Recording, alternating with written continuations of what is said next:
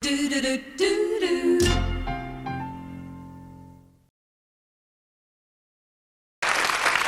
week, a group of young children were held captive at a kindergarten in Hawthorn for almost 7 hours.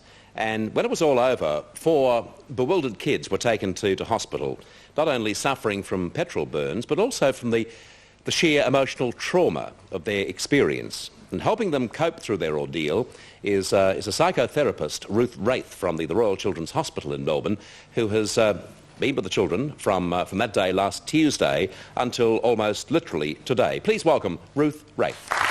Welcome. Most important thing is, how are those kids? They're coming along very well. We're very pleased with their progress, and the 4 children have been discharged and they're back home with their families. That's good. I mentioned that you're a psychotherapist. That to me is a relatively new word, isn't it? I think it probably is in general everyday language, but it is a discipline that has been functioning now for about 30 or 40 years, and overseas and in Australia for probably about 20 years or so, and with children at the Children's Hospital for 30 to 40 years here in Melbourne. Ruth, exactly what is trauma? Now, it's a very interesting thing to think about, because we use trauma in everyday language and people have different ways of defining trauma. But for the purposes of what we're thinking about today in relation to these children, we, and also adults, we can use it as an experience that temporarily overwhelms one's capacity to cope. Now, if we look at it in a physical sense, one might have a bang and your tissues become bruised. They don't function in their ordinary way. In the emotional sense, a lot of impact comes in from different cues and different quarters and overwhelms your capacity to cope with it. So your psychological, emotional feeling life becomes traumatised. It doesn't keep functioning along its normal plateau. So what do you do? Now, what we aim to do is to decrease any ongoing traumatic impact, which is what we've been working very much with these children, and also to help people use their own coping skills. We all have coping skills to deal with stress, strain, which are the underpinnings of trauma. So these are obviously the mental and emotional skills we have. That's draw right. upon those. Yes, and it is our job to help people draw upon their own skills, to facilitate them in their own recovery. When we're working with children, of course, a lot of that assistance is given to the parents so that they can deal with the trauma that they've experienced because their children have been traumatised and become much more available to help their children recover. So there is sometimes one-to-one contact with people like us, with the person who's been traumatised, but also it's important to perhaps bring even the community around, such as happening in Hawthorn at the moment. Okay. I'm told that to get the best example of what you do with a one-on-one situation with the children is to ask you to take us through what you did with children who suffered as the result of the Ash Wednesday bushfires. And you've got some graphics that you can show us. So what did you do with them?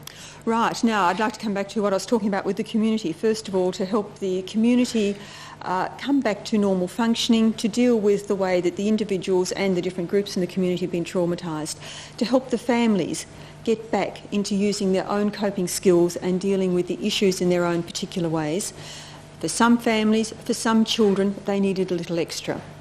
And then we were available to work with those families either as a family unit or work with the families as individuals to try and work out what was preventing that recovery process, and then to help deal with the problems that were preventing the recovery process.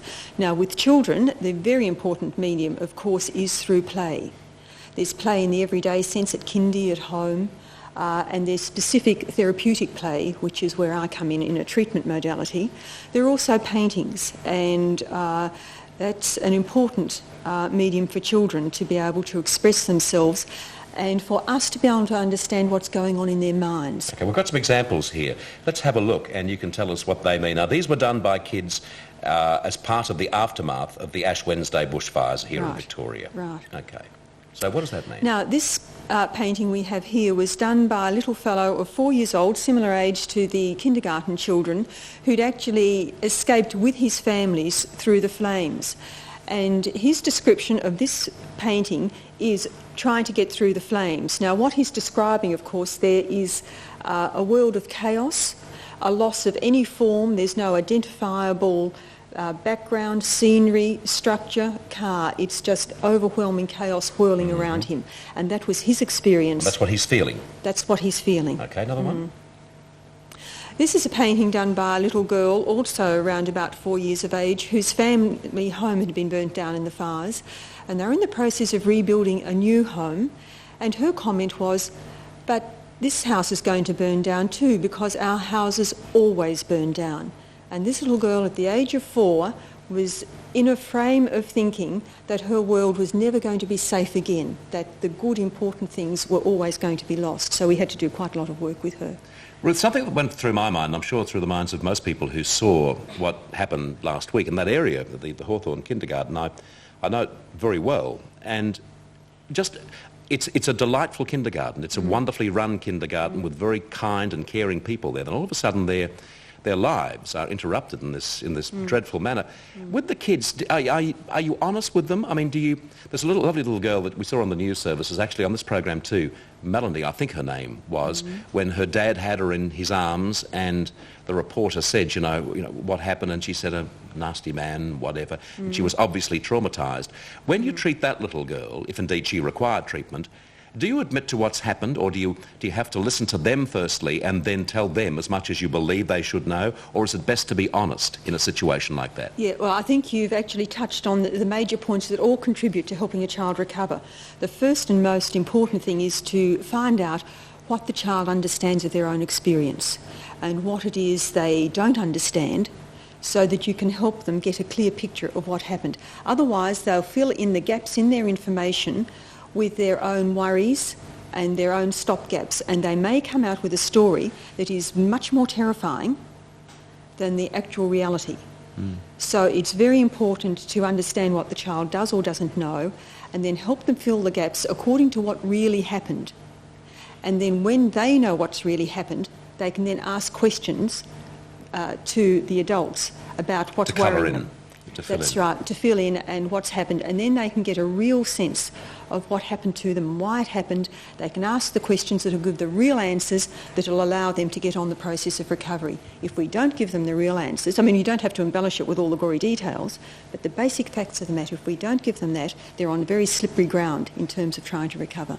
Ruth, the good news is those kids are okay. Very much so, yes, Bert. Thanks for being with us. Pleasure. Ruth Wraith, psychotherapist at the Royal Children's Hospital in Melbourne.